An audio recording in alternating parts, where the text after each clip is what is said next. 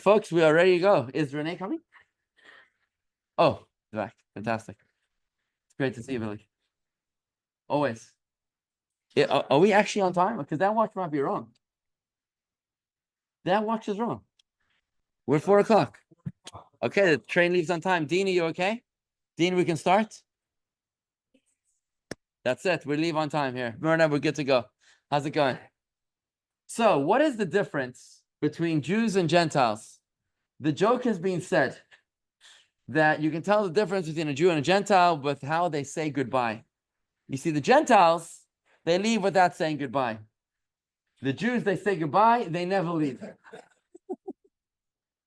So last week we spoke about influential Gentiles who influenced Judaism. But today we're going to flip it around. We're going to flip it around to Jews who influenced the rest of the world. And I'd like to start off by identifying our mission statement as Jewish people. What is our mission statement? Is the light, to be a light unto the nations. And I want you to see, it's a very, very famous quote, this one. So I want you to see it black and white in text number 1 on page 49 in the book.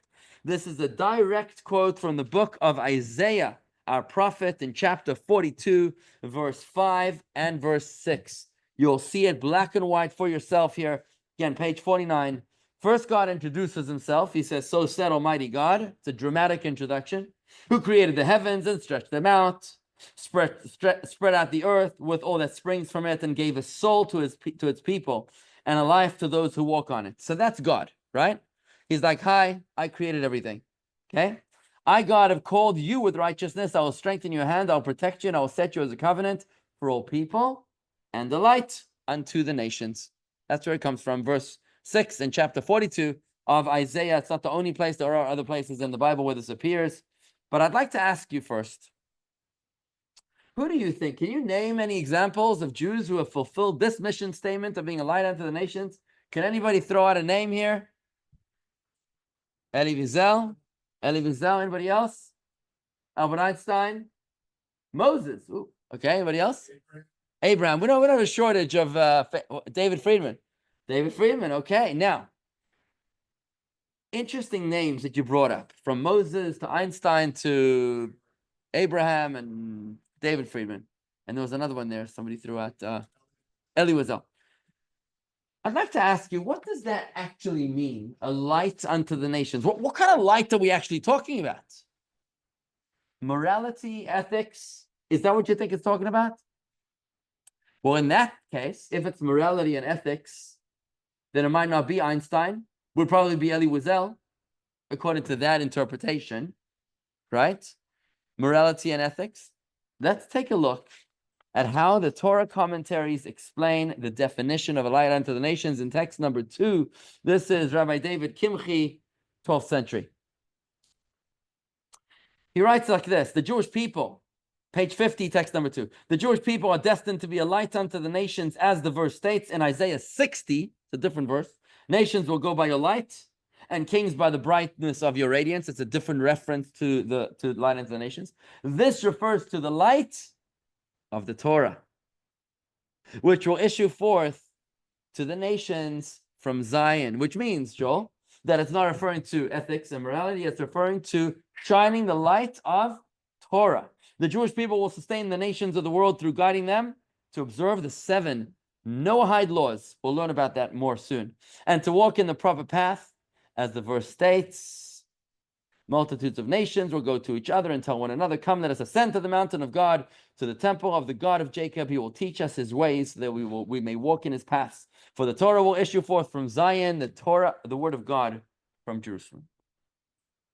In other words, what the meaning of the light unto the nations means, it's a term that we hear, we throw it around a lot. It's not necessarily influence that comes from Jews, not necessarily influence that happens to come from people that happen to be Jewish, but rather a specifically Jewish influence. To put it in slightly more modern terms, we're not talking about influential Jews as much as we're talking about Jewish influencers. Influential Jews are people who happen to be Jews and are influential. But Jewish influencers are people that are influencing a Jewish message, a message of Torah. Okay, it might be a play on words, and we could probably argue about that. But the question is, which is the object and which is the subject? Which is the adjective describing the noun, right? So as influential Jews means that they're, okay, whatever. We can argue about it, but it's I'm just playing with the words. What, Myrna? Exactly. So you look now at Einstein, or you look at so let's just talk about Einstein, because Einstein was very secular, right? So he had very little Jewish influence. Let's call it Torah influence on the world. Yes, he changed the world, the atom bomb and the theory of relativity and the black hole and all the other wonderful theories that he came up with. Wonderful, but that wasn't Jewish influence. It was by a Jew, was a famous Jew. We're very proud of him. Let's not mince water here. We're very proud of Einstein, or Sigmund Freud for that matter, but that wasn't a Jewish value. It just happened to come from people that were Jewish. But when you look at someone like Moses or Abraham or Elie Wiesel, probably yes. Golda Meir, I don't think she was a Jewish bringing Torah values. Yes, she was Jewish, and she was the prime minister of the modern state of Israel.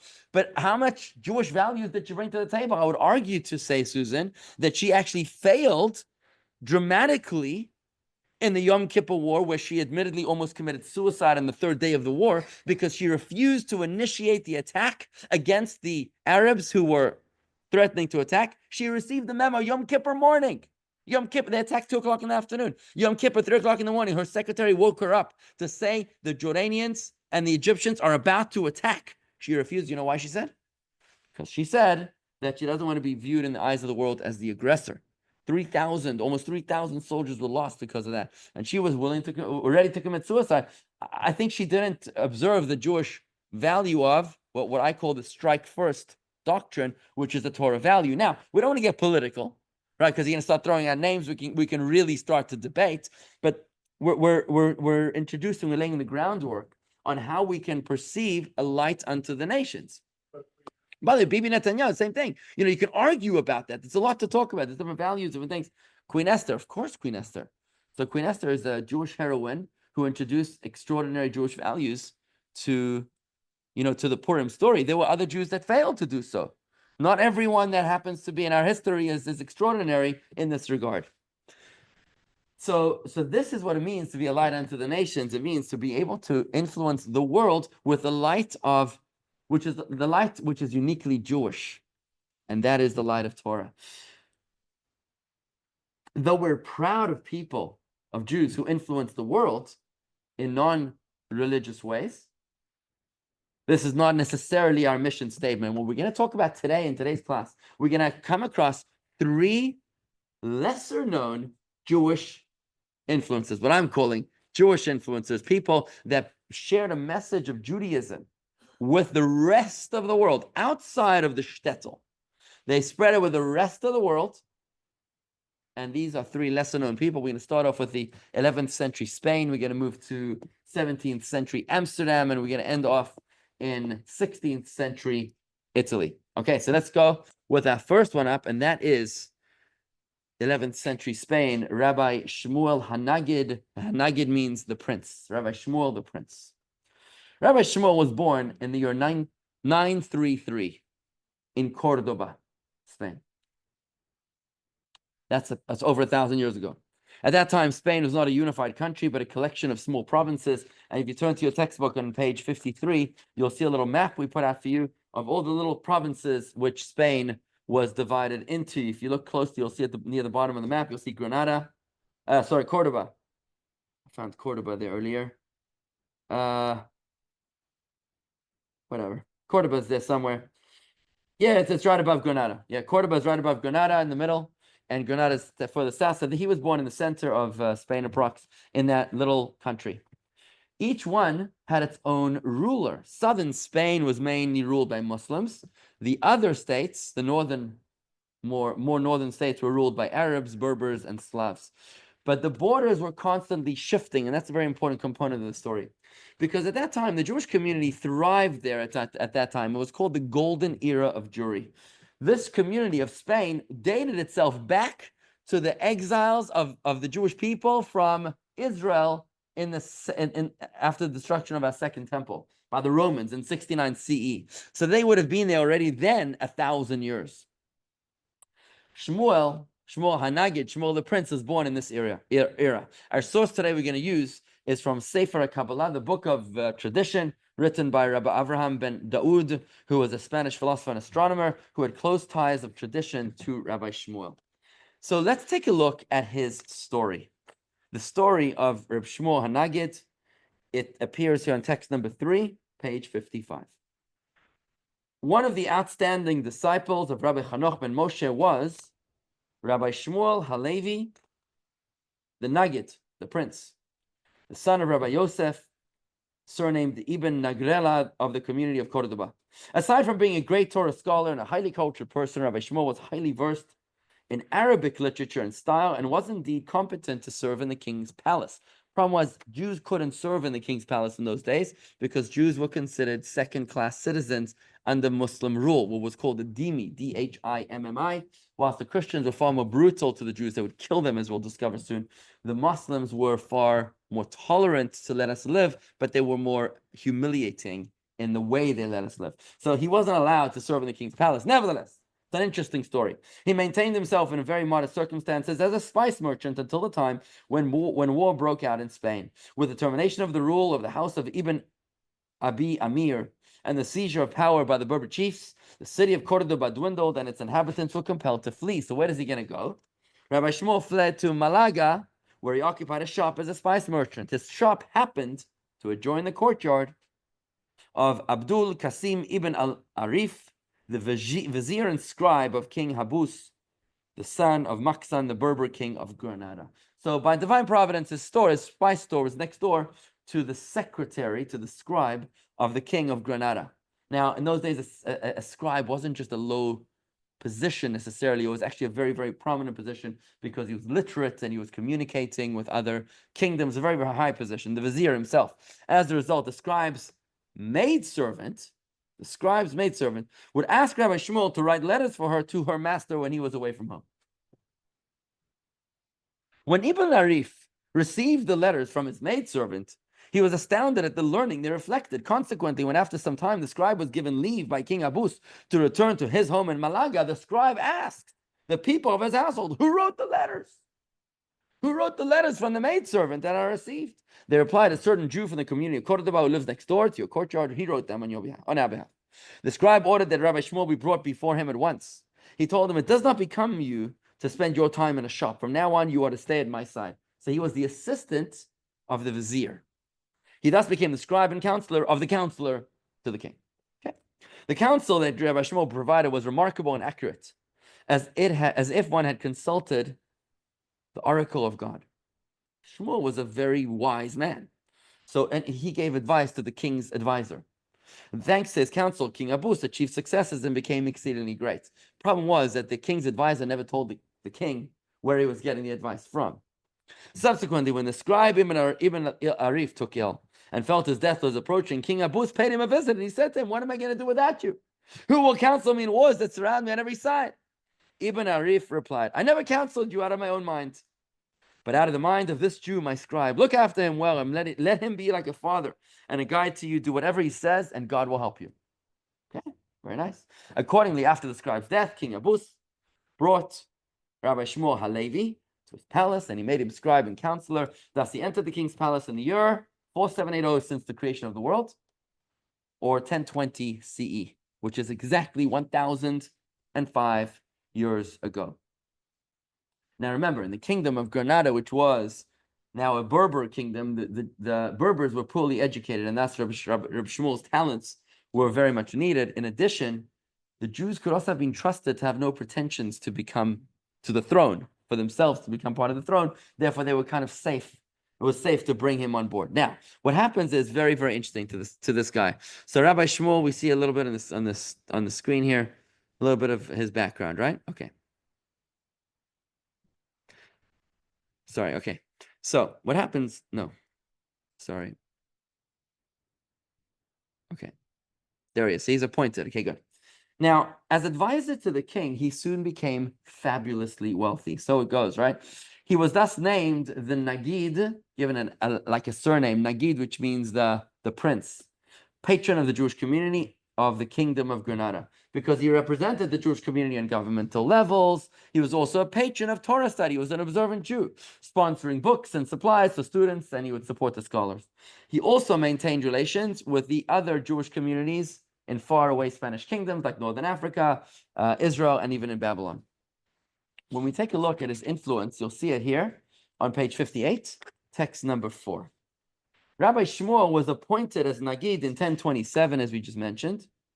He achieved tremendous good for the Jewish people in Spain, in the Maghreb, Ifriqiya, I think that's Africa, Egypt, Sicily, and even as far as the Academy in Babylonia and the Holy City of Jerusalem. He provided material benefits from his own purse for Torah students in all these countries, purchased many books, copies of the Holy Scriptures, the Mishnah, the Talmud, sacred text. Throughout Spain and the countries just mentioned, whoever wished to devote themselves full-time to the study of Torah found in him a patron. He was like a father figure to the Jewish community, not only protecting them from, in the governmental level, but also protecting them for their studies. Now, after the death of this king that he was the advisor to, King Habus, in 1038, a fight broke out between the two princes, the two sons of King Habus, in 1038. Their names were Badus and Bulugin. Bulugin had the support of the military. Badus had the support of the masses. Rabbi Shmuel had to make a strategic decision. Rabbi Shmuel. So what did he decide? Who would you go for, the masses or the military? He went for the people. He threw his support behind Badis, and his loyalty was well rewarded when Badis became the next king, at which point his influence and power rose even higher. At this point, he now becomes appointed not only as the advisor to King Badus, but also he's appointed to a very unusual position for a Jewish leader. He becomes the military commander of a Muslim army, of the king. And every year for the next 28 years or so, he is occupied with war. We know about these wars from the extensive war poems that he wrote. We'll see one shortly. They were collected and annotated by his son, Rabbi Yosef Hanagid. Unprecedented role, can you imagine a Jewish rabbi, who is also the chief of staff of the Muslim army, right? Even more remarkable, while he was the military leader, he was also the greatest Torah authority in Spain at that time, which is really a mind-blowing combination. Think about, the chief rabbi of America also being the Secretary of Defense, right? Pete Hegseth, right? Being the chief rabbi of America. It'd be a little complicated, right? So I want to share with you two of his writings. One of them is a famous poem in which his two avenues come together, Torah and military. He wrote this a year after a near disastrous battle in the year 1049, 975 years ago. He was taken captive by the enemy, and he swore to God that he would take on a monumental task if God would give him a miracle, if God would save him. And that's what he did. Miraculously escaped, and the following poem is actually the introduction to the book that he wrote in fulfillment of his vow to God. In this book, he's describing his work and the battle that precipitated it. In text number 5, you'll see some selections along with the intro written by his grandson, Rabbi Shmuel, named after him. Let's take a quick look at this poem here. It's on page 61. Rabbi Yosef Hanagid, this is his son. A disastrous war erupted in the month of the year April-May 1049. The disaster unfolded when the inhabitants of Malaga betrayed our forces in the mountains. On the Thursday, there was the last day it was basically May 10th. As a result, so it's May 10th of 1049. As a result, mighty officers were killed in the battle, and my father was captured. God saved him in a remarkable and unprecedented manner. After his rescue, he made a vow to collect and compose Hilchata Gibarata, which is a comprehensive compendium of Jewish laws. You may remember in the previous JLI course, we learned book smart, right? We learned about how hard, no, not book smart, it was decoding the Talmud. We learned about how hard it is to derive the bottom line law from the Talmud and how complicated that is. So what he did is that he effectively took the Talmud and he made a compendium of law. This is almost 1,000 years ago, which is unthinkable at the time. There was no such thing as a code of Jewish law at that time. It's only 500 years old. Maimonides lived after him. He wrote the first encyclopedia of the Torah. Really, Rabbi Shmuel Nagid was the first one to write an encyclopedia of the Torah. This military general made a vow to God that if he succeeds, he's going to turn the Talmud into an easy read book, basically with bottom line laws. To introduce this work, he penned the following poem, which describes the war and his deliverance. It's a nice poem, so we'll just do a little bit of it. These are the actual war poem of Rabbi Shmuel Hanagid. God has enabled me to expound on the Torah and the mitzvahs and blessed me with the ability to issue rulings. Listen to me, therefore, you virtuous people, and hear the Torah explained virtuously. I inquire into God's rules as best as I can.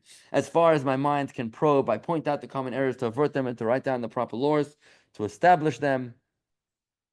I just want to jump to the end of the poem, which is kind of interesting. They thought they could kill me with these weapons, but behold, their hands were tied behind their backs. The bands of my enemies were shamed, and my allies sang praise to the God of the universe. Therefore, on my lips, all my days and nights will be songs for the mighty God. Who can say that the dead will not be resurrected? I am a dead man brought up from the grave.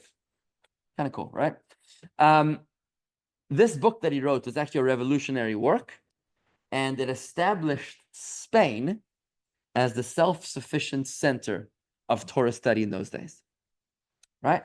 He actually inspired people like the Rif and Maimonides to do what they did, which was to create encyclopedias of the Torah, as we discussed in Decoding the Talmud. Eventually, his successors overshadowed his own work, and his writings were lost to history.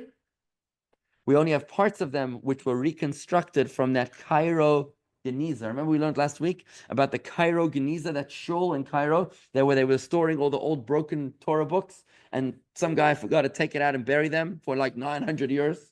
So that's how we have a tremendous amount of information from the Cairo Geniza. So he died in Granada. Rabbi Shmuel died in Granada in 1056, a life of political leadership, Torah scholarship, and military genius. That's an incredible combination. His successes aroused the ire and jealousy of many non-Jewish contemporaries, and some tried unsuccessfully to conspire against him. Many had no choice but to sing his praises, and you'll see in the next example, which is by an Arabic poet, Al-Muntafil, in text number 6. I want you to see how he begrudgingly says how it sings the praises of Rabbi Shmuel Hanagid. He doesn't want to, but he has to. You know, there's another story about him that there was a government minister that would mock Rabbi Shmuel Hanagid. He was very jealous of his position in the government. So he would mock him constantly. When the king heard this government minister speaking badly about his favorite advisor, he told Rabbi Shmuel Hanagid to have his tongue ripped out. That's what the king said. You know, this is what dictators can do, right? So Rabbi Shmuel proceeded to lavish gifts and compliments upon the anti-Semite. And a little while later, what happened to the anti-Semite? Changed his tune. And he started to sing the praises of Rabbi Shmuel Hanagid. When the king later saw this guy talking, he said, 1 second, Rabbi Shmuel, did you not rip his tongue out? I told you to do that. Rabbi Shmuel replied, he said, I did. I ripped out his evil tongue, and I replaced it with a good tongue. All right? Smart. Now you see why he's the advisor of the king, right? So take a look at what the Arabic poet Al-Muntafil has to say, this Gentile, has to say about how he was influenced by Rabbi Shmuel Hanagid 1,000 years ago. Text number 6, page 64. Those who count Moses amongst them and enjoy his light, say what you want about them, but you will not arrive at 1/10 of their qualities. How many visible marvels on earth they have accomplished, and how many generous gifts they have continuously given to people. You, Rabbi Shmuel Hanagid, are superior to the noble men of the Orient and the Occident, just as gold is superior to copper in importance. If people could distinguish between doom and the right way, they only would have to kiss your 10 fingers. Thanks to you, I have won this world, and I've satisfied my wishes, and thanks to you, I long to meet the same gain in the other world. This Gentile is now believing that he's going to heaven. Isn't that interesting? Do Gentiles go to heaven? The answer is yes. The Torah believes that you do not need to be a Jew in order to be worthy of heaven. You need to be a righteous Gentile. I think I spoke about this last week, right? Right? The 7 laws that are easy for Gentiles to do, much easier for a Gentile to go to heaven. So he influenced, remember, a light unto the nations, he influenced this Arabic poet to actually reach a point where he was looking forward to heaven. through the 7 Noahide laws. He understood, if I just keep these 7 Noahide laws, I'm going to heaven. And then he says even further, I profess openly the religion which prescribes observance of Saturday. Remember this, Muslims on Friday, right? When I stand before you and when I'm amongst my compatriots, I believe in that religion secretly. That's quite a statement for him to publish, right? This al-Muntafil, for him to publish. So clearly you can see an influence of Or Lagoyim, a light unto the nations.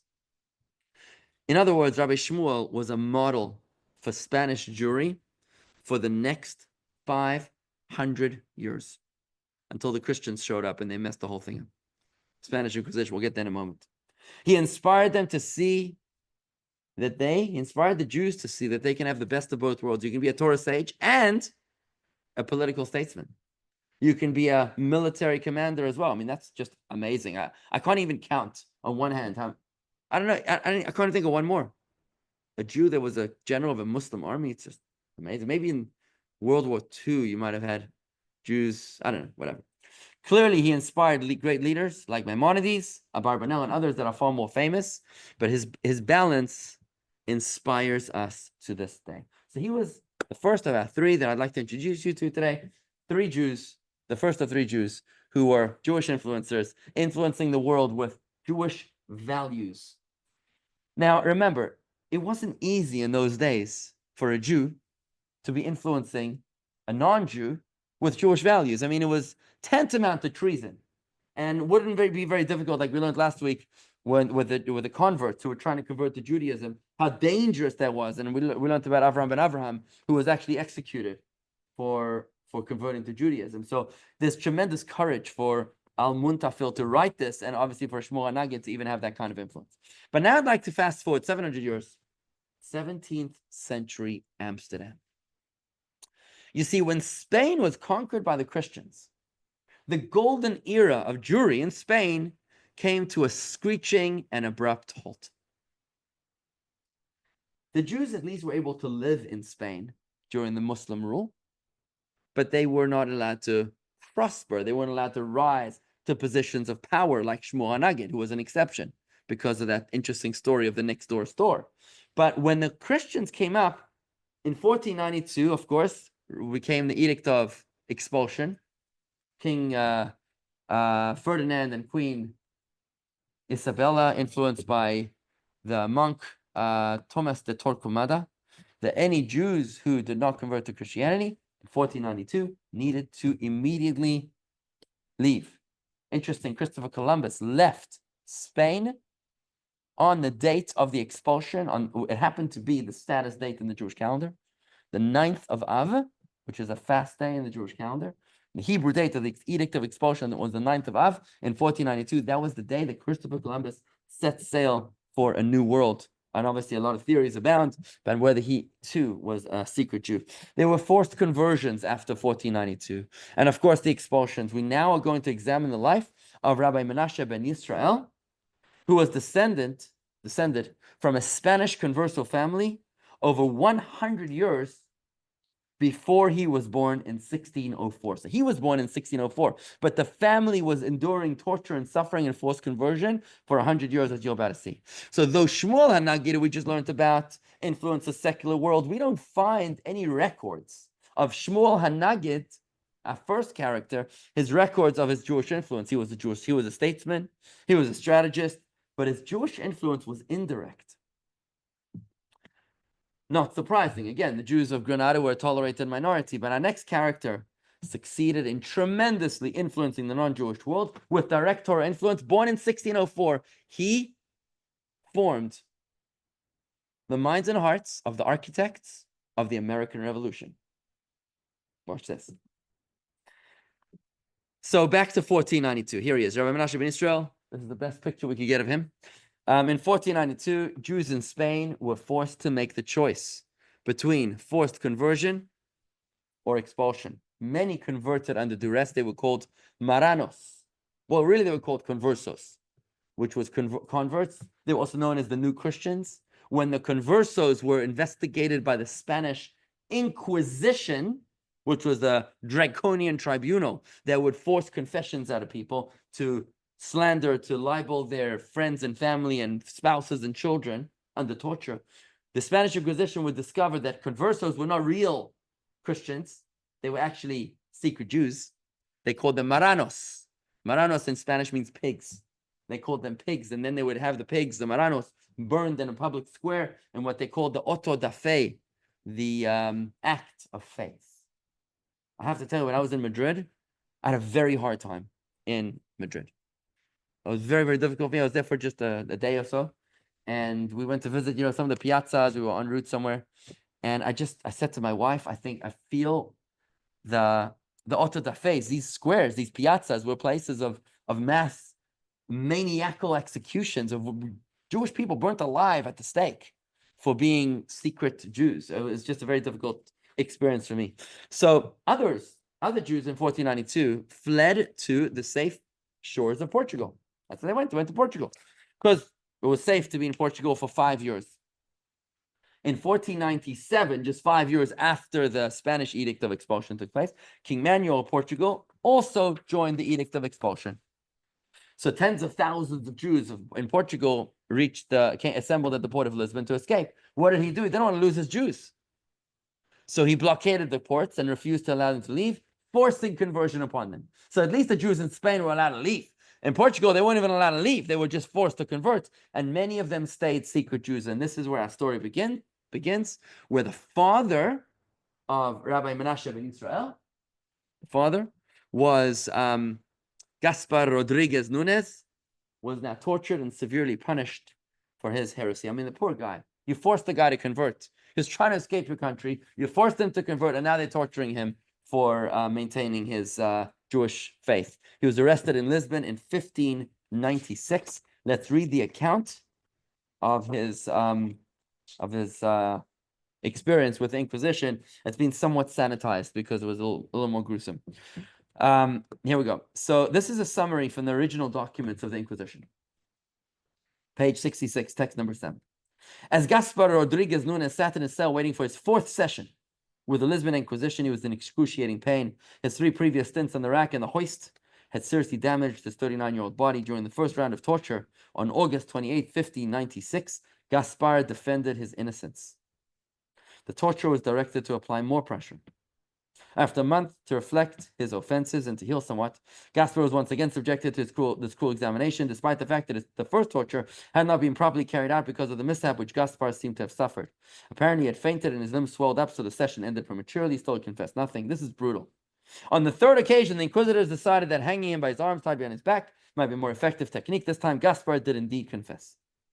He said that while he was indeed baptized as a child and lived outwardly as a Catholic for decades, he was, quote, a Jew and had believed in the law of Moses for the last 16 or 17 years.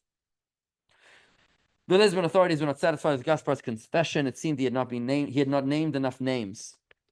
And so yet another torture session was scheduled for early February 1597. This is how the Inquisition thrived.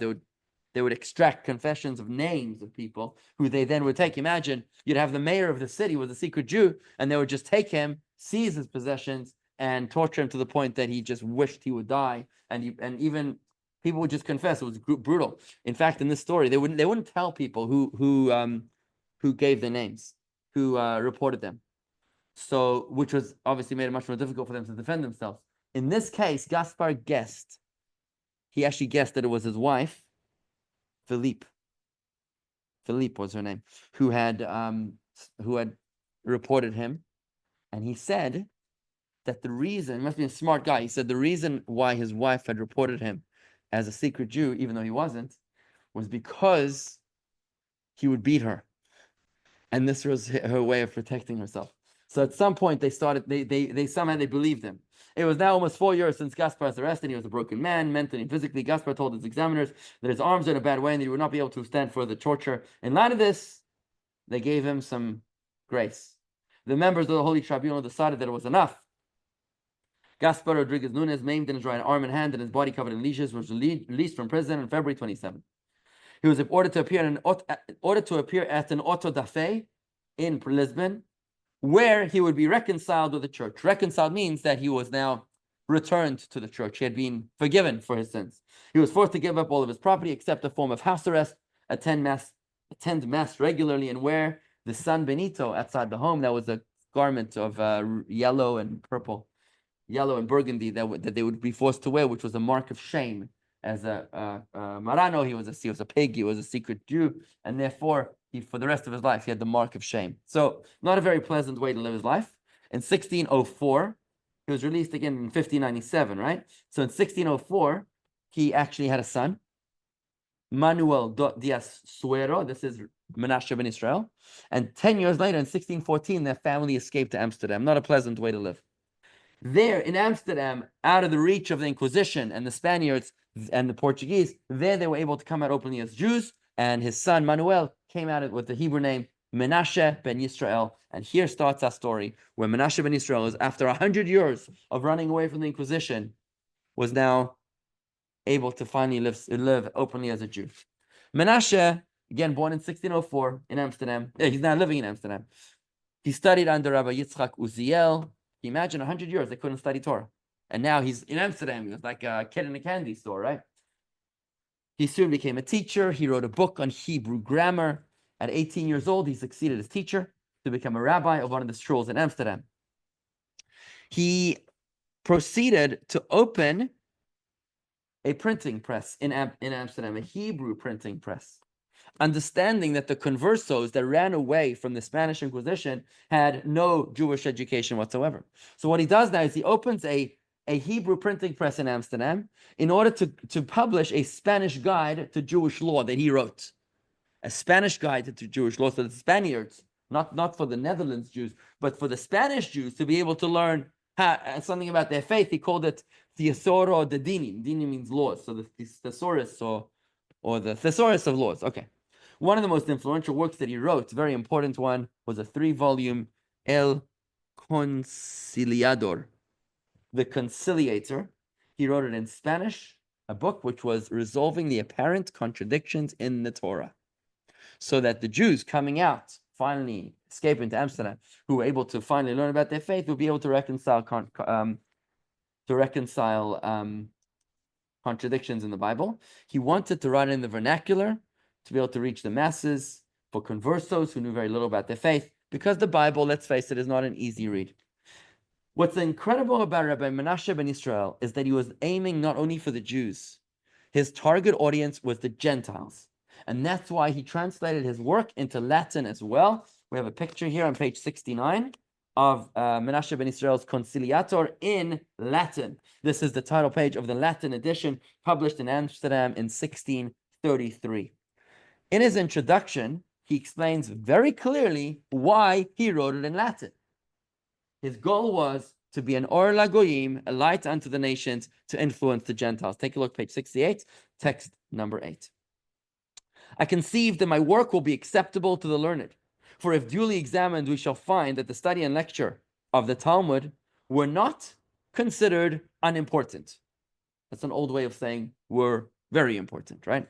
Some of the questions in this book were asked by the Alexandrians of Rabbi Yeshua ben Chanina, an illustrious and learned sage, as stated in the Gemara of Nida. The Talmud tells an amazing encounter, debate, between one Talmudic sage, Rabbi Yeshua ben Hanania, and the Athenian sages. There were 60 Athenian sages.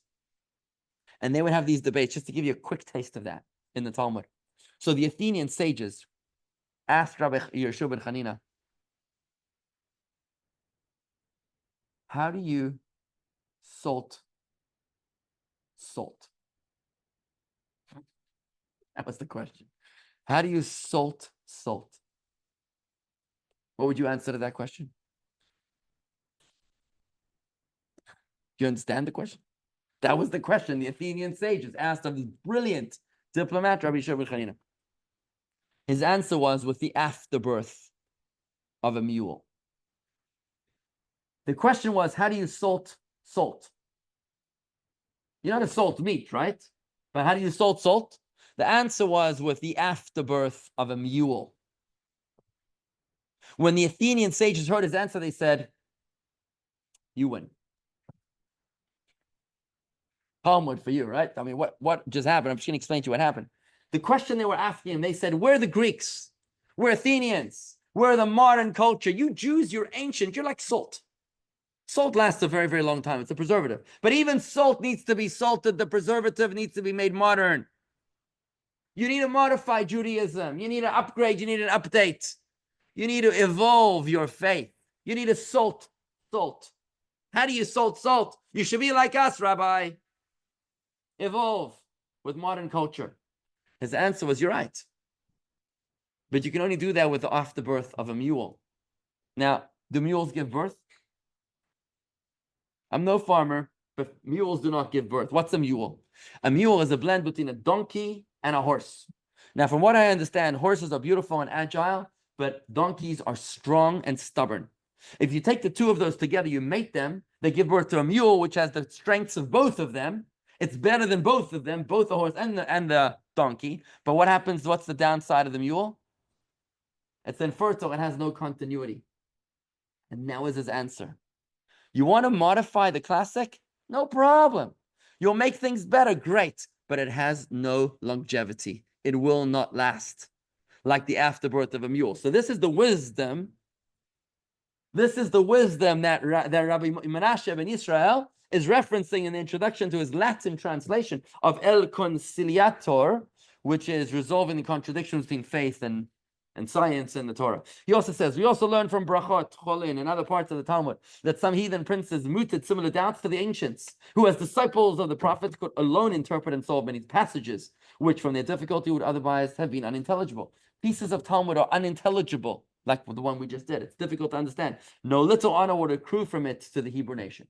The Jews would get no honor from this if nobody understood the Bible.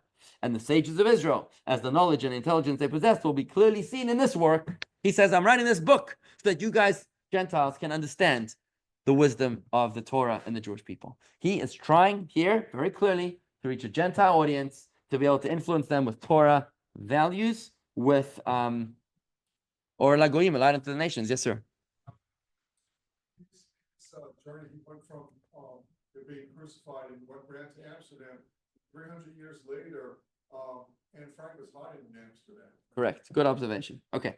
So he wanted, here, the Jewish sages were in the past. What he's saying here is in this, his English isn't that great. Rabbi Menashe ben Israel. So I guess this is Latin and Spanish translated to English. What he's trying to say is that the Jewish sages were a source of inspiration to the Gentiles in the past. It had been forgotten and he wanted to restore its dignity. Now, he had big ambitions. Rabbi Menashe ben Israel had big ambitions, and his ambitions were so great that he actually influenced the founding fathers of our own Declaration of Independence. And we'll see that in a few moments. That's how successful he was with this work. In another work that he wrote, something about the resurrection of the dead. His introduction explains what the Torah has to offer all of mankind. And over there he speaks about the importance of the 7 Noahide laws. I'd like to just share them with you. You can read about them, by the way, this in text number 9, if you want to take a look at it soon. But there he speaks about the 7 Noahide laws, which are relevant to all peoples. Well, let me just read it because it's actually a beautiful quote. Text number 9, page 70. In the same way that in any well-governed republic, the subjects are given laws under which to live, being God, the architect and the supreme creator of the universe, it must be believed infallibly that he has constituted laws for his subjects and creatures. He's trying to establish a republic. He's coming from such persecution. He's trying to lay the foundations of a future republic, what we now know is America. But he says the architect must have constituted laws for his subjects, because otherwise, how could the world be sustained? Or what way would there be to live amongst men if they were not governed by divine command? Thus we believe that he has given to all nations the 7 precepts, which are called the laws of the sons of Noah. Remember, Noah was from the great flood. Remember Noah? Noah was a great businessman. He floated a company when everybody else was in liquidation. These are the 7 laws of the sons of Noah, right? All human beings come from Noah, Jews and Gentiles, by the way, who are all over the world. And these are, what are the 7 Noahide laws? Number 1, not to idolize. Don't serve idols. Don't kill. This is a bad translation. You're allowed to kill. You're not allowed to murder, right? Not to adulterate. That's an interesting word, adulterate. Does that mean to commit adultery? Adulterate. Isn't that adulterating like another verb? Yeah, like adulterating is changing things. Yeah, I think I never thought. Interesting. Not to you shouldn't be changing things in that way. Don't adulterate. Okay, fine. Not to steal, not to curse in the name of God, not to eat the meat of live animals, and to establish judges who enforce these laws. These are the 7 Noahide laws. I'll show you on the screen. Also to the children of Israel. Also to the children of Israel. He also has a message, by the way, to the Jews also, whom he chose as his people. He further established the law of Moses, contained in it 613 precepts. So the Jews get 613, the non-Jews get 7, but God has a message for all of mankind. And this is the foundational approach of Rabbi Menashe ben Israel as he approaches his influence of the world, right? You can take a look at the list of the 7 Noahide laws on page 71. We listed it out for you over there. And I'm going to put them on the screen for just a moment. Again, no idolatry, not blasphemy, no illicit relationships, no murder, theft, cruelty to animals, and to create a judiciary. Now, these extend, by the way. When you're speaking about idolatry, you say it's a belief in God. It's a belief in God that he controls every detail of our lives. That's a very important. When it comes to illicit relations, for example, you got to have healthy boundaries, the importance of the family value. Murder, theft, and cruelty to animals includes understanding or seeing the divine image in every creation. And therefore that extends to rape, kidnapping, paying employees on time. That's all an extension of seeing the divine image in all people. Tzedakah, charity, would be included in the judiciary. But our obligation as Jews is to teach this moral code to all of mankind. That's our obligation, to teach the 7 Noahide laws, this moral code to mankind. And this is what it means to be allowed into the nations. Let's just take a look at how Maimonides, 800 years ago, tells us about the importance of these 7 Noahide laws. Page 72, text 10. Moses delivered to us the divine command to ensure that all the inhabitants of the world accept the Noahide laws. Anyone who accepts these 7 laws and observes them is considered one of the righteous amongst the nations and earns himself a place in the world to come. This is contingent on acceptance of the laws because they were commanded by God in the Torah. So it's not enough to just be a nice person. You have to actually believe that the reason when we're doing them is because they come from God. They're by divine authorship. And Moses informed us that Noah's descendants had previously been commanded to observe them. Now, this is a very unusual time in Jewish history. Rabbi Menashe ben Israel in the 17th century Amsterdam is doing something that pretty much nobody else in history has done before, which was to be able to influence the Gentile world. I mean, maybe Moses was involved. But when you think about it, during the Roman era, during the Greek era, you weren't really able to do that kind of stuff. Maybe in temple times, it was easier to influence the Gentiles. But Amsterdam provided a rare opportunity, a rare sanctuary, where Gentiles could explore Jewish wisdom safely. And Rabbi Menashe positioned himself at the helm of this movement, sharing Torah's message to non-Jews, engaging in mutual correspondence with non-Jews, writing a number of books presenting the Jewish view on a wide array of topics that he made famous. Now, the 7 Noahide laws that we just put out there are of particular interest to Gentile scholars who were interested in developing the concept of natural laws.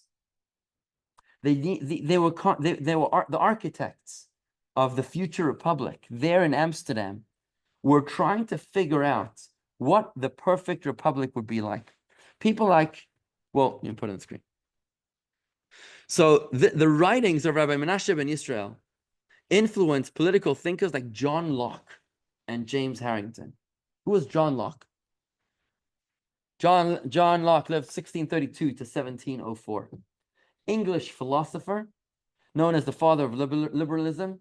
He wrote the famous 2 treatises of government, which shaped republicanism and liberal theory and are reflected in the U.S. Declaration of Independence. His political legal principles continue to have profound influence on the theory and practice of limited representative government and the protection of freedoms and basic rights under the rule of law. John Locke was familiar with the writings of Menashe ben Israel. And he references the writings of Menashe ben Israel in his correspondences with Nicholas Toinard. James Harrington, also around the same time, 1611 to 1677, he wrote the Commonwealth of the Oceania. His classic work covers extensively, draws extensively from what he calls the commonwealth of the Hebrews. So these guys were studying the Torah in order to become architects of the perfect state. He presented his views, this James Harrington, as his vision of the utopian Republican state. And he was actually one of the mentors of Thomas Jefferson, who of course was one of the architects of the Constitution. So take a look at text number 11. Text number 11, page 73, we'll encounter three more Gentile scholars who were deeply influenced by the writings of Menashe ben Israel. Several eminent Christian scholars, all of them Christian Hebraists, evinced an extraordinary interest in Noahide law. Menashe was in contact with two such scholars, Hugo Grotius and Peter Cuneaeus, and was undoubtedly familiar with a third, John Selden. These scholars had rediscovered, as it were, in rabbinic and Old Testament sources, an ancient model for governance, one they believed to be something resembling, if not constituting, an ancient articulation of natural law. Cuneaeus associated Noahide law with something like natural law in his work of 1677, De Republica Hebraeorum Libri 3. Grotius did the same in his De Jure Bellia Capacis, 1625. In 1640, the Christian Hebraist John Selden published his work, De Jure Naturali, an entire work that takes as its premise that Noahide law and the law of nature are one and the same. Selden cited Menashe as an authority. So these were, Hugo Grotius died in 1645. He had close personal correspondence with Rabbi Menashe as his writings laid the foundations for international law. Peter Cuneaeus died in 1638. He was a Dutch political theorist. He believed that the keys to the perfect human society were to be found in the Torah, as explained in the Talmud and in Maimonides. He was best known for his Hebrew Republic, we just read about, describing the ancient Jewish kingdom as the model for Republican government. And John Selden, who died in 1654, was an English jurist who uses the 7 laws of Noah as the foundation of his theory of international law. So what turns out amazing, and this is what I wanted to share with you there, Joel, is that Rabbi Menashe ben Israel, the 17th century Spanish Dutch Jew, made Jewish teachings of ethics and morality the foundational concepts of modern political thought. This is Or LaGoyim. This is what it means to be a light unto the nations. But it doesn't even stop there. Do you recognize the 4 pictures over there, anybody? The 4 pictures on the screen? Who does it look like? Maybe Lauren, can you recognize the 4 pictures on the screen? But the style of Rembrandt, exactly. Okay. Rembrandt lived in the same neighborhood in Amsterdam as Rabbi Menashe ben Israel.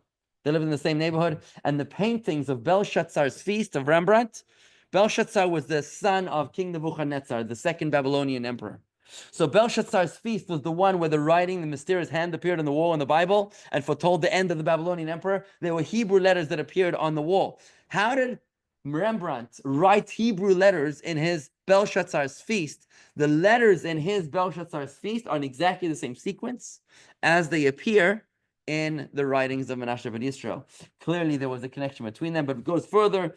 These 4 etchings on the screen, they decorate Rabbi Menashe's Spanish language works on the book of Daniel and the righteous Noahide. You can see a picture of these pictures on page 74 if you want to see a little closer what these etchings look like. One more profound impact. Yes? Hebraist is a scholar of Hebrew language. A scholar of the Hebrew language. Hebraist. Okay, well, and it's going to come up also very important now. Besides for his influence of the architects of the American Revolution, of the Constitution and the Declaration of Independence. At that time, remember, he was living in Netherlands. At that time, what was going on in England? Anybody know what the Jewish community in England was happening? It was doing in the 17th century? They were expelled, exactly. They were expelled since 1290. For 350 years, they had been expelled. And they were seeking a safe haven from Spain and Portugal. Jews were looking for a place where they could live freely. Now, they had Amsterdam, but they wanted England as well. So in 1652, Rabbi Menashe ben Israel wrote his most influential work called Mikveh Yisrael, which means the hope of Israel, an argument for the readmission of the Jews back into England after 350 years of expulsion. You see, England had recently rid itself of its king. and established a new republic, which was headed by Oliver Cromwell. Oliver Cromwell himself was favorably disposed to the Jews, and he, in fact, invited Rabbi Menashe to England for 2 years in 1655 to advocate for the return of the Jewish people. That was in 1655. 2 years later, tragically, the last surviving son, so he's in England, and his last surviving son, Rabbi Menashe's last son, dies, leaving him no heirs. So he's now transporting his son's body back to Amsterdam to bury him. And on the way back, Rabbi Menashe himself also died. He died a broken man. You can see his grave on page 75. A broken man because he had no successor, and also his aspiration to allow the Jews back into England had failed. However, beyond his grave, he was in fact successful, because very soon after his passing, the Jews were in fact readmitted back into England thanks to his influence. And he, in fact, was very successful in promoting the message of Jewish ethics and morality to non-Jews. It's amazing when you think about this for a second, when you realize that we're living today in America, which we all talk about Judeo-Christian values, but where did they get the Judeo part of the Christian values? Where did that even come from? How did they know what the Judeo values were? The Torah was locked up for the Jews. It was Rabbi Menashe ben Israel's incredible influence, his foresight and his courage to be able to fight for his faith and to take all of this enterprising effort to be able to translate the Torah and his writings into Latin, to be able to write his Conciliator and his other works in order to establish correspondence with Gentile thinkers and scholars, brilliant men of his time who had the profound influence on those people who gave us the freedoms that we have today and that we can never, ever, God forbid, take for granted. How fortunate we are to live in the great United States of America. Most of the world does not enjoy a free life like we do here. So this is the result of his extraordinary influence. Yes, Sam. For 5 years, because the Edict of Expulsion was in 1492 in Spain alone. Portugal jumped on board 5 years later in 1497, when they not only expelled the Jews, but then they changed their mind very quickly to force them to convert. And that's when things went south. Our third and final character today is in 16th century Italy. Rabbi Ovadia Sforno. He was born in 1475 in northern Italy, in the city of Cesena. His ancestors had fled to Italy after the 1391 wave of pogroms in Spain. So 1391, 100 years before the Spanish expulsion, the Jews were already experiencing some form of anti-Semitism. So this guy's family ran away from Spain to Italy. His father, yes. No, the Christians weren't there yet, with the Muslims. Yeah. So his father, Rabbi Ovadia Sforno's father, is a respected scholar and a wealthy businessman. We don't know much about his youth, but we do know that together with Torah and Talmud, he studied medicine, philosophy, and linguistics. He actually went to medical school in Ferrara, Italy. Is that where Ferraris are from? I don't know. He went to Ferrara, Italy, where he got his doctorate in 1501. Amazing. The next period of his life, after he graduated medical school, he went to live in Rome, where he was a prominent figure in the Jewish community. And after war ravaged in Rome in 1527, he moved to Bologna, where he died in 1550. His home, you'll see on page 50, a picture of his house. It's called Casa Sforno. In Italy, anybody's house is a museum piece. Casa Sforno in page 76. Okay. In the Jewish world, Rabbi Ovadia Sforno is known best for his commentary on the Torah, simply known as Sforno, comes after his last name. It's published in most of the scholarly works of the Bible. When you buy a version of the Bible, not a shul edition, which is basically trying to cover it in as much ground as possible, but when you have commentaries on the page, anytime there's commentaries on the page of the Bible, he's always one of the top 10 commentaries. Avidly studied to this day. It's actually considered a required study to study the book of Sforno, because his style of study actually focuses on the simple meaning of the Bible, explaining logical reasons to the mitzvahs, highlighting moral lessons in the text. His knowledge of contemporary philosophy is also reflected in his writings. It's written in a style that's understandable to the layman. If you actually want to see a picture of his handwriting, you can see it on page 77. But that's why he's famous in the Jewish world. I'd like to focus on his influence in the non-Jewish world. You see, whilst he was in Rome, Whilst he was in Rome, Rabbi Ovadia Saforno was approached by a non-Jewish Hebraist, a non-Jewish scholar by the name of Johann Reuchlin. Johann Reuchlin was a Catholic German humanist who wanted to study Hebrew and Torah in the original. Rabbi Ovadia Saforno took him under his wing. Take a look. Page 12. Page 77, text number 12. In 1498-99, as ambassador of the Palatinate, Reuchlin also studied Hebrew under the renowned Jewish scholar Ovadia Saforno in Rome. With the intensive instruction from Saforno as well as his own efforts, Reuchlin was able to publish the first Hebrew grammar and lexicon for Christians.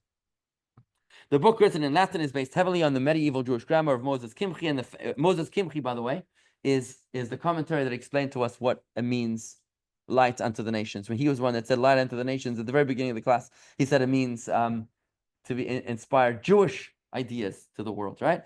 And the famous Hebrew dictionary, the Book of Roots by David Kimchi. Okay. Reuchlin also wrote a book in Kabbalah, by the way, the Arte Kabbalistica, reconciling faith and reason through the Kabbalah. Now, this Reuchlin is a very important character in Jewish history when we realize the anti-Semitism that arose at that time in Italy at that time. It's very, very interesting. So Reuchlin's most profound influence, he's the non-Jewish disciple of Rabbi Ovadia Saforno. His most profound influence arose when a campaign was launched in 1509 to ban all Jewish books except the Bible throughout the Holy Roman Empire. Now, that's a very important concept to understand because all of Europe at that time was contemplating the end of Judaism. Think about it. This was now 1509, right? 20 years earlier, Spain and Portugal had expelled the Jews and forced them to convert in many cases, right? The Jews had long been expelled from England since 1290. France also they had been expelled from since 1394. I mean, there wasn't much room left. European Jewry was tottering on the abyss. One of the main remaining Jewish communities was in the Holy Roman Empire, which is modern-day Germany and much of Central Europe. You can see a map of it in page 78, where you can pretty much see what the Holy Roman Empire was, including Rome, well, the parts where he was, Reuchlin. Despite all the expulsions, Jewish life continued to flourish. Why would Jewish life continue to flourish in Europe despite such intense persecution? Does anybody have any idea why? Maybe a little less spiritual reason? Because we as Jews are not a geographically oriented society. We are a Sophie-centric society. Sophie in Latin means wisdom. We're a wisdom-based culture, a wisdom-based society. As long as there were books, Jews and Jewish life were able to flourish. Where there were no books, Jewish life slowly vanished. And this is what happened in 1509, when the Holy Roman Empire caught on and realized that the center, the heart of Jewish life is not land, it's their wisdom, it's their books. So they figured out the secret of our survival is in the books, and that's why they proposed a ban against Jewish books, which was effectively would have been a death blow to the remaining embers of Jewish life. A successful book ban in the Holy Roman Empire of Jewish books would have spread like wildfire throughout the rest of Christian Europe. At that time, there was a Christian, what instigated this? It was a renegade Jew, tragic. A renegade Jew, a heretic Jew, his name was Yosef. Yosef was a petty criminal who decided to save his skin by converting to Christianity. He adopted the name Johann Pfefferkorn. He really was Yosef from Cologne, Germany. But he became Johann Pfefferkorn, and he appointed himself as some sort of a rabbi who was authorized to slander the Jewish books, the Talmud especially, to the Christians, so that he could protect his fellow brothers, the Christians, from the slander, the libel in the Talmud. Of course, now the Christians couldn't read the Talmud. The Talmud was in Aramaic. They couldn't understand what it said. This renegade Jew, take a look at what he did. Page 79, text 13. An unprecedented attack on Judaism began in earnest in 1509. The goal of the 1509 persecution was to weaken and break the surviving Jewish communities in one comprehensive effort. By confiscating and destroying every Jewish book except the Hebrew Bible, thereby making it impossible to practice the religion properly. This aggressive strategy, carefully formulated to be compatible with imperial law, was initially spearheaded by Johannes Pfefferkorn, a recent convert to Christianity. Implementation of the new policy began in September 1509 in Frankfurt am Main, home to one of the three most prominent Jewish communities in Germany, the other two being Worms and Regensburg. Despite strong resistance from Jewish leaders, a complete confiscation in Frankfurt was carried out by April 1510, and other Rhineland communities, including Worms, also suffered confiscations in 1509 and 1510. So what happens now is that Johann Reichlin, the student of Sforno, the Gentile scholar, was keenly aware of the danger of what would happen if the Jewish books were taken away. He understood the dangers against Judaism, against the Jews, and against the Hebrew language. And he thus made a dramatic intervention. Here's what he did, a dramatic intervention. On page 80, text 14, the emperor issued a new mandate on the 6th of July, 1510 that required legal and theological evaluations of the confiscation policy from 4 universities and 3 individual scholars, including Reichlin. While all the other experts submitted enthusiastic endorsements for implementing the new policy, all the other experts, witnesses, endorsed the ban of the Jewish books. To everyone's astonishment, Reichlin alone argued against Maximilian's tactic, forcibly contending that the book confiscation did not accord with imperial law and was not justified on religious or theological grounds. He carefully elaborated this defense in an extensive legal analysis he sent to the emperor in October 1510 and then published in 1511. Although his conclusion stood alone amongst the 7 evaluations, Reuchlin's defense was so powerfully argued that it effectively stymied the new and dangerously potent method of persecution. As far as we know, all the books were returned to their Jewish owners, and despite undetermined efforts, the strategy was never again attempted in early modern Germany. We do know that the Nazis burned Jewish books, but that was, of course, hundreds of years later. This was still in the year 1511. That would have been 420 years later when the Nazis showed up. So Reuchlin doubled down, in fact. And he actually recommended in his expert witness testimony that not only should they not ban the Jewish books, but that every German university should appoint 2 chairs. 2 Hebrew chairs for which the Jews should supply books. He said, quote, this is his quote, that every culture has plagiarized the works of the Jews, including the Greeks and the Romans, and we have nothing in philosophy that was not originally Jewish, even though in our age the glory is taken from them. That's what he said.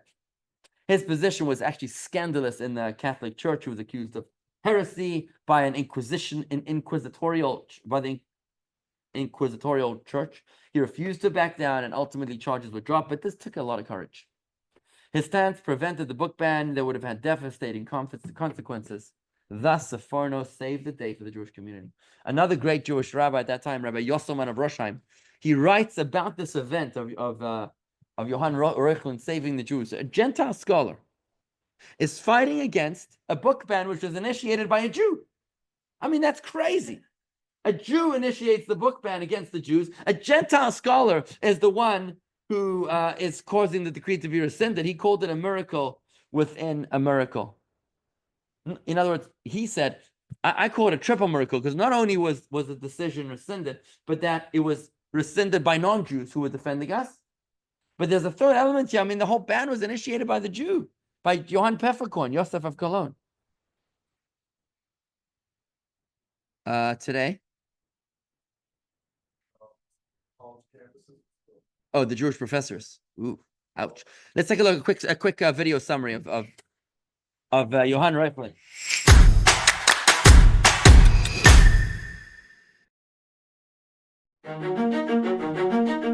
Johannes Reuchlin was a German diplomat and a great intellectual. He studied Hebrew when he was still in Germany.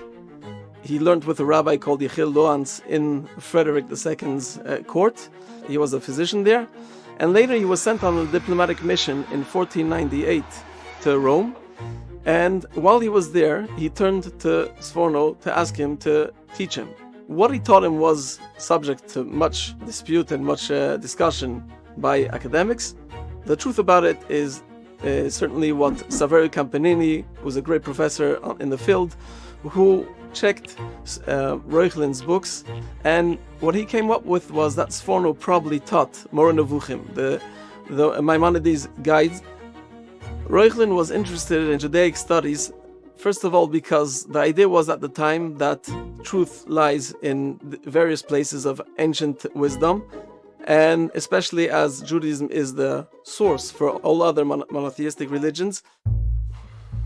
So the war against the Jewish book goes back to the early years of Christianity. Most famous was in the Middle Ages the burning of the Talmud in Paris, which actually brought to the end the Jewish community in France, because once you have no books, once you have no Talmud, so you don't have any study, and you don't have any rabbis, and everyone who knew anything about the Jewish religion had to leave to other places to be able to study. The problem of Christians with the Talmud is because they understand that the Talmud is a source of strength to the Jewish nation, but they would also say that that's the reason that the Jews don't recognize the truth of Christianity. So they often tried to wage war against the Talmud, and in Germany, following the acclamations of a Jewish apostate who was actually a petty criminal who, to save his skin, became Christian, and then decided that he was a big rabbi and he understands in the Talmud Johannes Pfefferkorn, so as two Johannes fighting one against each other. And that's where Johannes Reuchlin came out with all his might and all his knowledge to save the Talmud from being burning in Germany. Right at the beginning of the book affair, the books of the Jewish community in Frankfurt were taken in custody by the church, and there was a committee that was supposed to verify the claims that the Talmud contains something against Christianity. At this point, Pfefferkorn, who was the instigator, wrote a book proving as if the Talmud contains a lot of blasphemy against Christianity and against the founder of Christianity. And Johannes Reuchlin did something which at the time was a very, very brazen act, and he actually printed a book against Pfefferkorn's book, which was countering the claims of Pfefferkorn and trying also to prove that Pfefferkorn was an absolute ignorant who didn't even know the Talmud. It actually carried on going back and forth for some years. The Pope at the beginning did not get involved, and then when he actually did get involved, and there was another committee, and eventually Reuchlin was part of the committee, was supposed to give the final verdict, and he was actually the only one who understood Hebrew in that committee, but he stood firm, stood his ground, though he was going through a lot of persecution, which brought to his early death. But eventually the decree was rescinded, and the books in Germany were not burnt. Reuchlin cannot be called a Jew lover, though he respected Jews that had knowledge and could help him with their knowledge, and he wasn't a rabid anti-Semite, but he was still a man of his time, which usually European at the time would not be, cannot be accused of loving Jews. But he understood that the science of the Talmud and of general Jewish knowledge contains a lot of truths. A few times when they were speaking about expulsions of Jews from Germany or from Italy, Reuchlin spoke out very strong against it, stating that if no one here will know Hebrew, all those truths will be lost. So it wasn't really the Jews that he was trying to save, but their books, but he viewed the Jews as the keepers of those books and that knowledge. And he understood also that lots of that knowledge was oral knowledge, which could not be it was not committed to writing. So that's the reason that he saw it as so important to save the Talmud and to save actually the Jews also from being expulsed from Europe.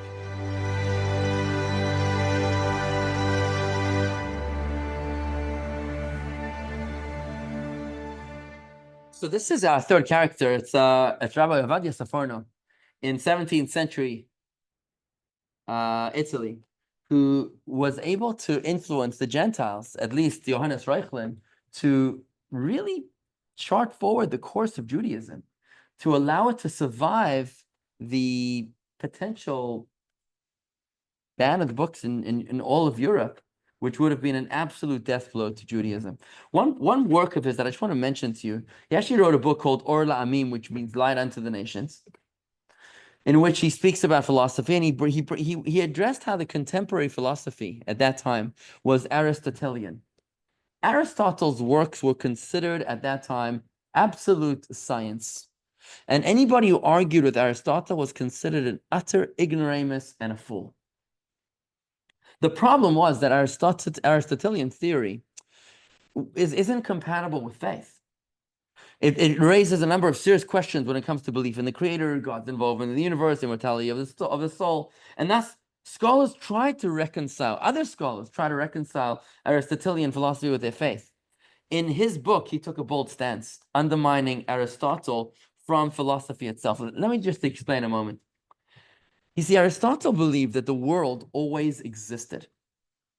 But he also believed that God was the prime mover and the primary cause behind it all. So there's a world that always existed, but God is always in control. And therefore, he refused to believe that God created the world. He believed in God, but he also believed in the eternity of the universe. The problem with his position is that God cannot truly control nature, because nature existed independent of God. And therefore, according to Aristotelian theory, human beings cannot influence God or ask God to influence the outcome of events in this world. Accepting God, rejecting Aristotle, accepting that God created a universe allows for miracles, for freedom of choice, and for hope and change. Creation is the foundation of our faith in Almighty God, and God is almighty. Today, by the way, science has rejected Aristotelian theory. About 100 years ago, when science adopted the Big Bang theory, that was the death blow to Aristotelian theory. The moment that scientists accepted that the world has a beginning, they call it the Big Bang, fine. But that is essentially a rejection of Aristotle's view that the world always existed. You got these two views. You've got Aristotelian theory, which says life is deterministic, fatalistic, nature rules, it's predetermined, laws are immutable, and there's no hope for a better outcome. But the creationist approach, the Jewish approach, for which Rabbi Ovadia Safarna argued, was that nature was created by God to serve his purpose. Things are this way only until God intervenes. This is the approach of Ovadia Safarna, who was really able to take on scientific principles and values and philosophy to influence the Gentiles as well. And he too, like Rabbi Menashe ben Israel, also translated his works into Latin. You'll see a picture of it on page 81. He even sent a signed copy to King Henry II of France with a personal dedication. And with this, I'd like to conclude by saying the following comments. Our mission statement as Jews. Oh, yes, you were going to ask me something? Yeah. Descendants to this day. Are there any people that I can't say that I know the answer to that question. I can tell you that Menashe ben Israel has no descendants because he died without living children. The other two, Reb Shmuel Nagid, I know that his son was killed 10 years later in a war. He tried to take over his father's position as military commander. It didn't fare so well. So I don't know the answer to that question. intermarriage at that time? Intermarriage? Was there such a thing as intermarriage? It's interesting because I don't think that it was as popular as it would be today, because it was considered verboten for both sides. They live insulated communities, right? You had the Stadt, you had these insulated communities, they didn't really bond with each other. Also, if you remember Fiddler on the Roof even, right? It was considered like horrific to think that you'd marry out of the faith, right? So I would think, even though I'm not really, I would imagine that in a society where Jews were not respected as equal citizens, there would be a far lesser occurrence of intermarriage, is what I would think. But I just want to conclude with some closing comments. We mentioned before that our mission statement as Jews, Isaiah 42, is to be Or LaGoyim, a light unto the nations. Safarna writes it in his own handwriting on page 77. That quote actually speaks about, on page 77, in his handwriting, you see this exact word. What this means is that God actually wants a relationship with every single person in the world, not just Jews. I know other religions believe that if you don't convert to their religion, then you're going to burn in hell forever. We don't believe that. We don't believe that you have to be a Jew. We do believe that as a Gentile, God created you that way, and God didn't make a mistake. And God wants a relationship with you the way that you are. Take a look at the words of Ovadia Safarna right here about how he says at page 83. You shall be to me a kingdom of priests. What does that mean? You will be a unique treasure to me in the sense that you will be a kingdom of priests whose mission is to guide and teach the entire human race to call upon the name of God and to serve him with one purpose. So what it means to be a Jew is to be chosen people, is to be a light unto the nations, is to be able to inspire the rest of the world, all other human people, to have a relationship with God. Despite the great dangers of these Middle Ages, these three extraordinary individuals managed to inspire the nations. For most of Jewish history, the sad reality was that we could have little to no influence upon them. But today we are truly free.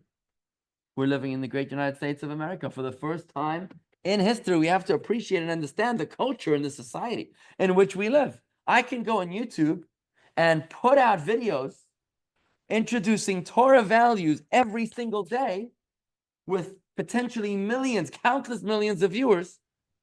And that's not something which we have to go to court for treason or for apostasy or heresy. We're living in a marketplace of ideas where we are truly viewed as equals. We don't need to be great scholars today, by the way, to influence the nations. Being a light unto the nations means something as simple as being a role model. You mentioned Elie Wiesel. There was some other name that was mentioned. There wasn't a particularly great Jewish theologian. Oh, David Friedman. Okay, interesting. David Friedman. Yeah, maybe. Yeah, you could argue that, but he's already political, so there's going to be people that are going to argue against that. But you can have somebody that was, okay, so Albert Einstein, was he a role model? Maybe. I don't know. Was he a role model? I'm not so sure. I don't know. But there are people like, let's talk about Elie Wiesel, right? Here he is. He's a Holocaust survivor. Or even these hostages that are coming out of Gaza now.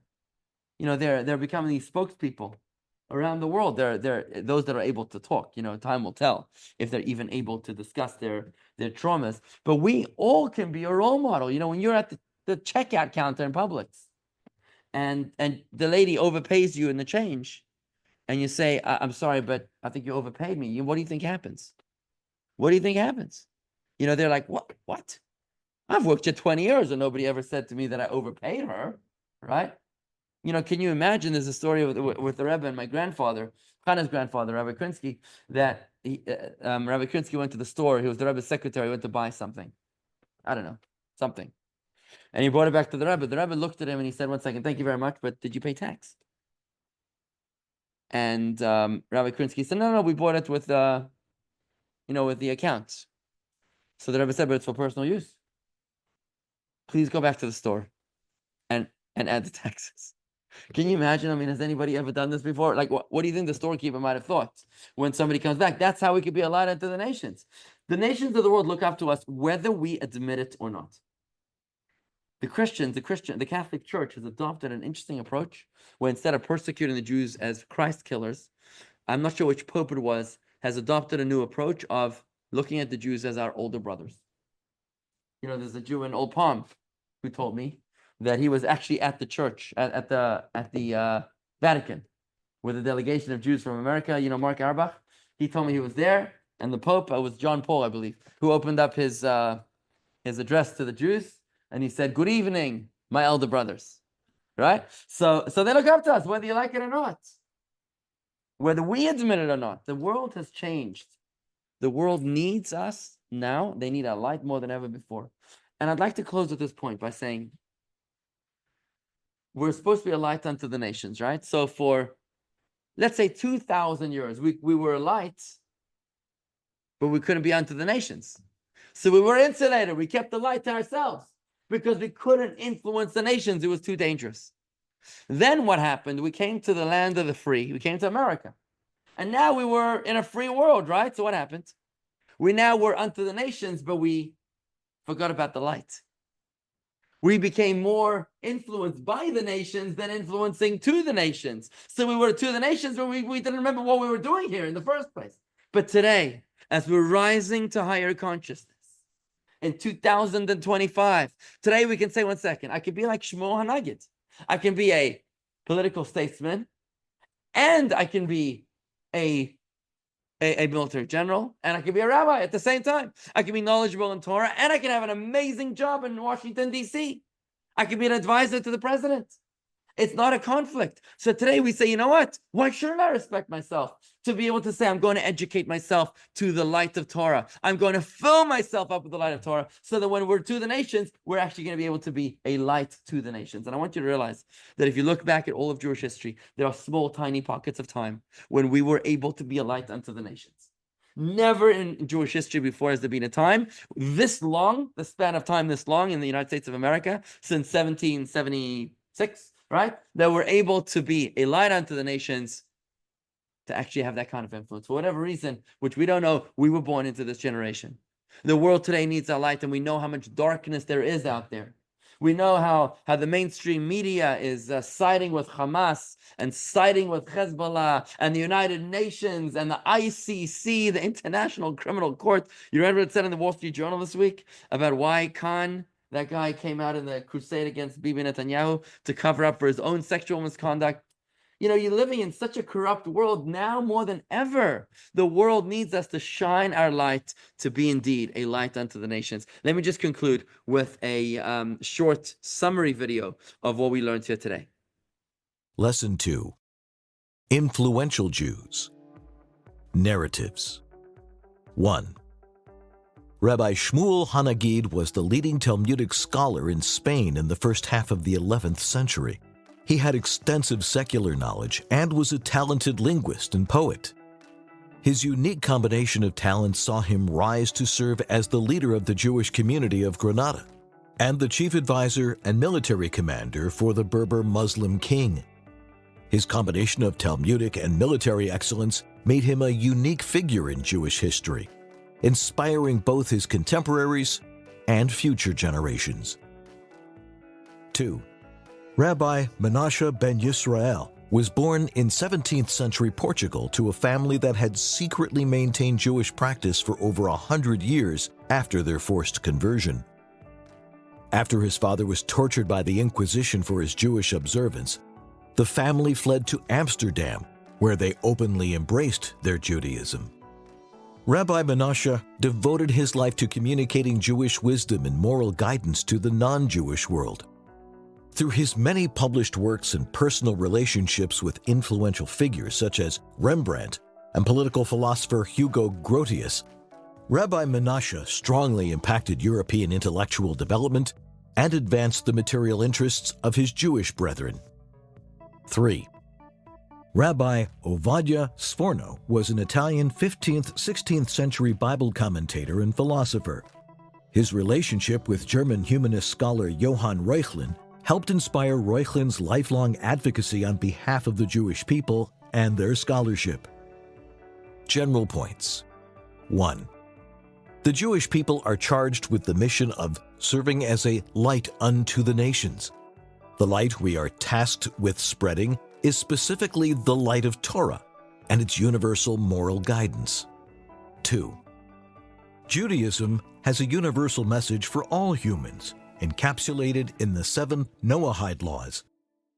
Throughout the majority of Jewish history, Jews were severely restricted in their ability to be a light unto the nations and to thereby positively influence the world.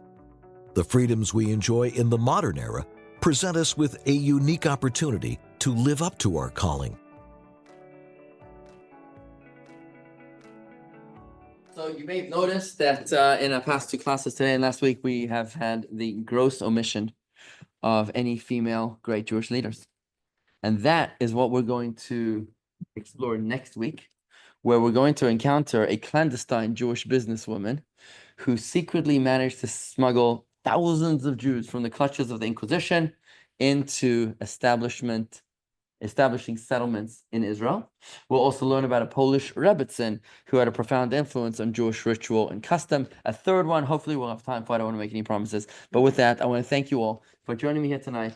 Thank you for being here with me. Thank you for learning with me. Thank you for learning about your lights, learning about where we come from. Because like in the game of golf, if you don't know where you're coming from, backswing, you'll never know where you're going.